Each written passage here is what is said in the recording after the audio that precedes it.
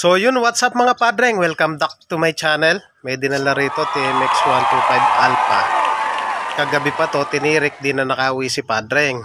Ang issue daw ng kanyang motor, gano'n nakatagal yung stator niya napalitan? Siguro wala pa isang taon niya. Wala pang isang taon nagpalit daw ng stator. Ang halaga nun 800. Kagabi, tumawag sila sa akin, hinihintay ko at di na nakapunta. Tuluyan na daw hindi umandar, may kuryente naman pero papalya-palya. Sa pagtro-troubleshoot ng ganitong motor mga padreng, dapat hindi natin hinuhulaan yan. Dapat step by step. Dapat may guide tayo para malaman, matumbok natin yung eksaktong sira niyan. So wag na natin patagalin at simulan na natin.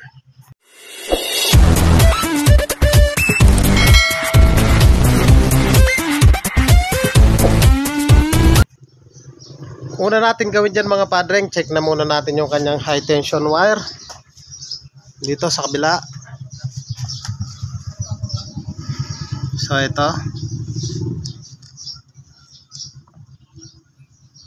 check natin kung may kuryente. So check na muna natin kung may starter. So wala siyang starter, so i-kick na lang natin. Check natin kung may kuryente.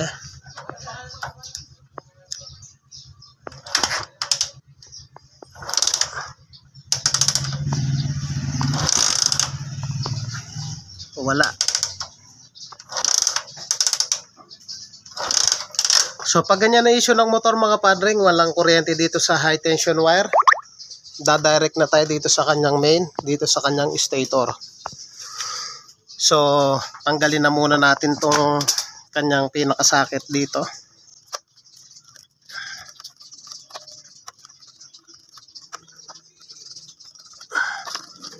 So, may makikita tayong wire na black na may red. Ito. Ito yung black na may red. Ito yung ating primary. So, ang gagawin natin dyan, kukuha tayo ng wire. Susut natin dito. At mag-spark test tayo dito sa kanyang body. So kuha muna tayo ng wire. So ito yung kapirasong wire natin. Pasok na muna natin dito. Tsaka natin papatadyakan kay padreng. So ayos ko na muna. So yung mga padreng, na ipasok na natin yung kapirasong wire. So ito yung dulo nya. So patadyak natin kay padreng. Sige, pakitadyak. Sige. Sige pa. Meron kaso manipis. Isa pa. Okay na, okay na. Manipis. So may kuryente siya pero manipis. Dapat talagang nag-blue yung kanyang kuryente. So ang gawin natin, buksan natin yung kanyang stator.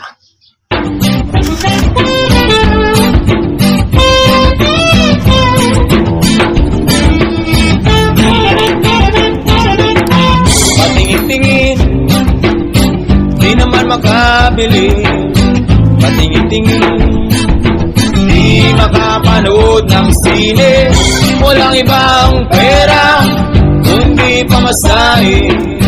Nakayanan ko lang, pambili ng dalawang yosin.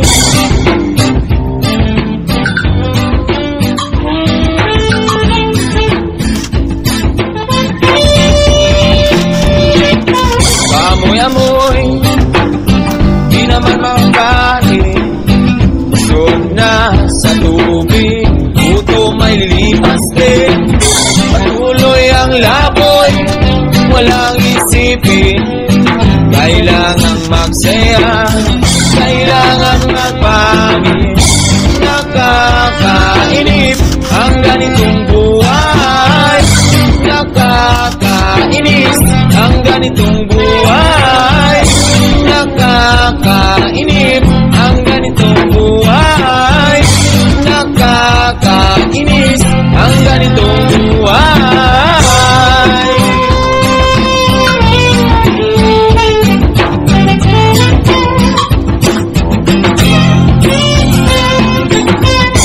Nakakainip ang ganitong buhay.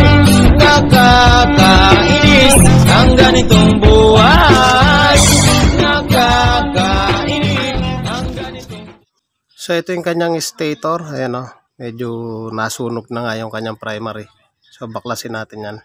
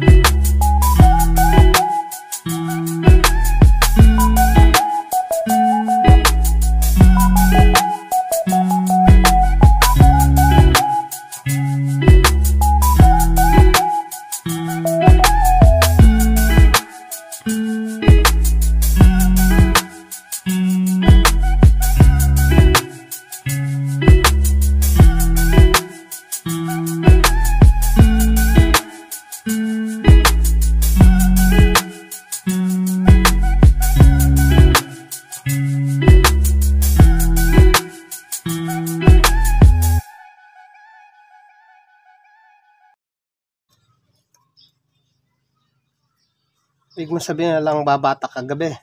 Wala. Alang Tulog dito. layo na eh. Oo, kumukulog kasi. Kumikidlat. Tinulak mo mag-isa. Hindi, inaak ni Nonong kanina. Oo. Kasi Nonong.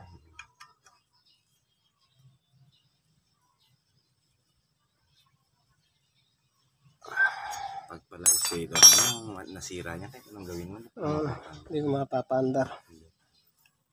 So yan, nakakabit na natin. Pwede na nating ibalik doon.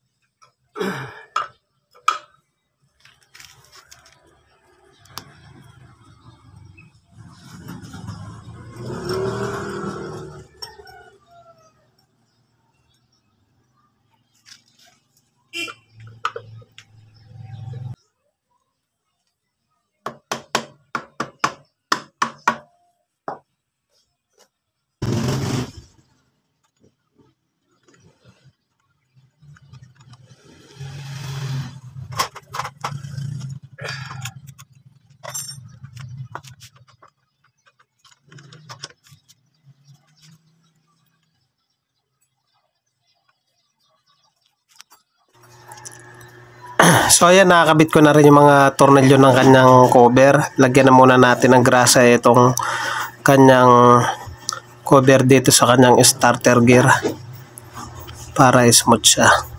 So tsaka natin i-check yung kanyang primary kung good na siya at naglalabas na ng kuryente mga padre.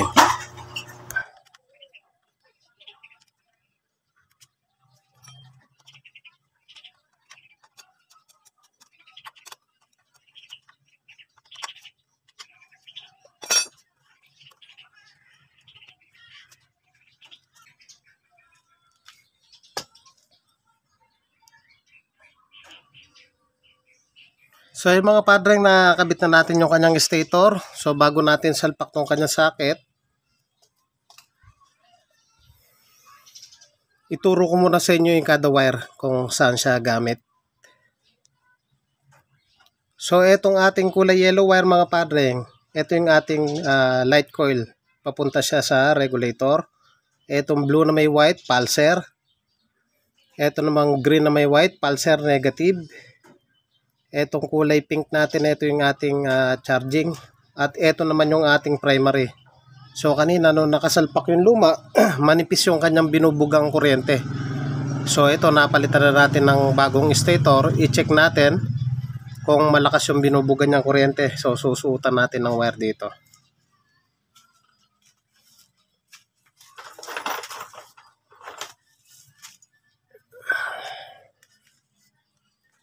Suotan muna natin.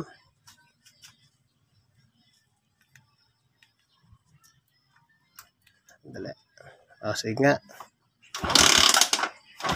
Yan, malakas. Sige. Sandali. Kaya malakas na yung kanyang kuryente. Isa pa. Ayan o. Okay na, okay na. So, pwede na nating ibalik to.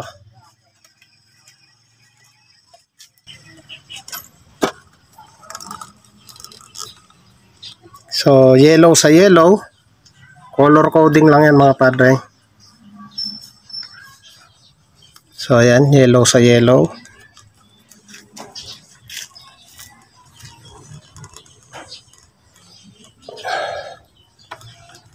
Green sa green.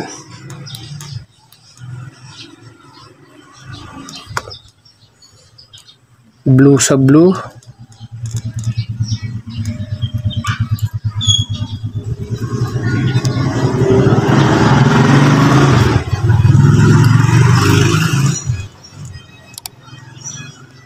Pink sa pink.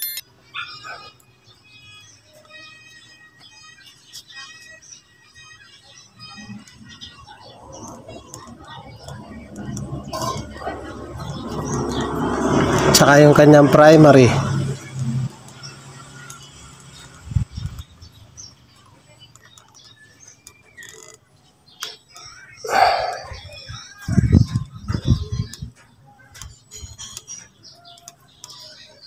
So, lipat tayo dun sa kanyang high tension wire. Check natin kung naglalabas na ng kuryente.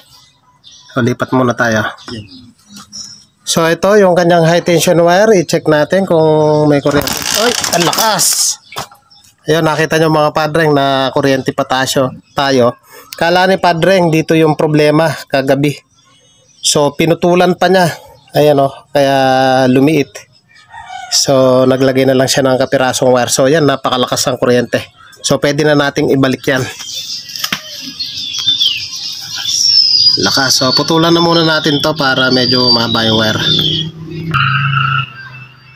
So, ayan mga padreng, nakakabit na yung kanyang high tension. So, nakita nyo, napakalakas. Sige, paki-start mo na padreng. Pero, shoutout sa mga taga-sabayan mo sa Bataan. Minor mo, boss. Minor mo. So, mga padreng, ang issue pa ng kanyang motor, sinasabi niya, mabilis daw mag-init yung kanyang makina. May pagkakataon daw na binaklas yung karburador, tapos binalik. Ngayon, ang maging issue, mabilis mag-init yung kanyang makina. So, pakipandar mo uli, boss. So, ayan, papandarin uli ni padreng. So, sige, painitin mo, painitin mo. Oh, namamatay. Napansin nyo po, namamatay. Sige, painitin natin. Ayan o, namamatay po siya. Ayan o.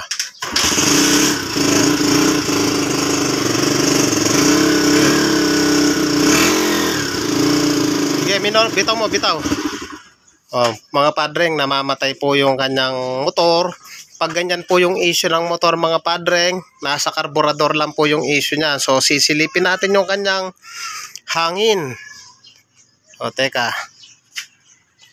Ayan, silipin muna natin yung kanyang hangin. So, against the light po tayo. Tingnan natin kung against the light. So, doon tayo sa kabila. Ayan, ayan, nakikita na. So, ito po yung kanyang hangin mga padreng. Ito. Teka, ito yung part na to. Ayan, teka. Hindi nakikita. So, ayan o. Kita ba? Ayan. Turo ko na lang mga padreng. So, ito, itong part na to. Ito yung kanyang hangin. Dapat nakalabas yung kanyang thread para magkaroon ng magandang minor at magkaroon ng magandang pasok ng gasolina. Ang nangyayari po sa kanya, mas lamang yung hangin dun sa kanyang gasolina. So, mag-a-adjust po tayo at i-check natin kung magiging maganda yung kanyang idle. Mga padring, ang kinakabit natin na hangin dyan is 2.5. So, at least dapat nakalabas tong thread. So, pipihitin natin yan. So, yung mga padring, pihitin natin. Isagad na muna natin ng pakanan. Ito, itong part na to. Nakikita ba? Ito, itong part na to. Ito. So, gagawin ko dyan, pipitin ko muna ng pakanan. So, nakasagad na siya. Nakasagad. So, pipitin natin ng 2.5.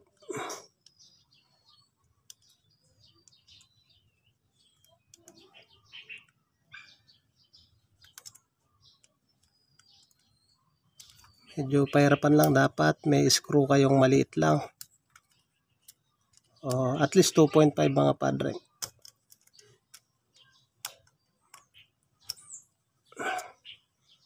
So nakakalati na tayo.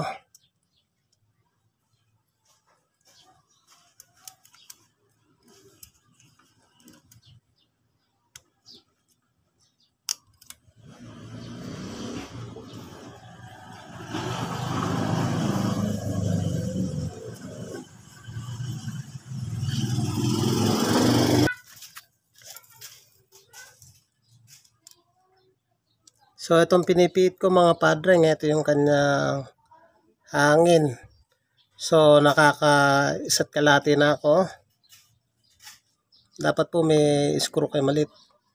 So yan, nakakadalawa na ako. So 2.5 ang lalagay natin.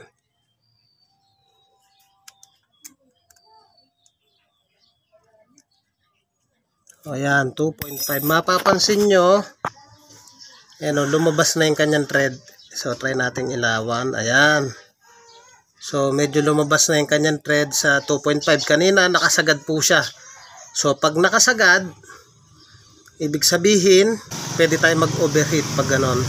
So habang lumuluwag po yan, lumalakas sa gas. Ang nangyari po sa kanya, pag nakasagad ng pakanan, puro hangin. So konti yung gas, kaya pwede pong mag-overheat. So ayan, tinama na natin. At i-check na natin yung kanyang andar. Sige padreng, paandar mo. Ayan si padreng, taga Sabayar mo sa Bataan. So ayan, paandar mo. Kita mo yung silinyador. So nagkaroon na po siya ng minor mga padreng. Nagkaroon na siya ng minor. Kanina totally wala siyang minor. So mag-adjust lang tayo dito ng bahagya. Pitin lang natin dito ng bahagya. Sabay natin i-start ulit. Okay. Bitaw mo. Kaya mga padreng, nagkaroon na siya ng minor. So nung in-adjust lang natin yung kanyang hangin, nagkaroon na siya ng minor, although sobrang baba. So kailangan pa natin mag-adjust doon sa kanyang minor talaga. So ayan. Mga padreng, kung bago ka pa lang sa akin channel, huwag niyo pong kalimutan paki-like, paki-subscribe, paki-hit na rin po yung notification bell para updated po kayo sa mga videos na kagaya po nito. Thank you po sa inyo. God bless at mabuhay po kayo.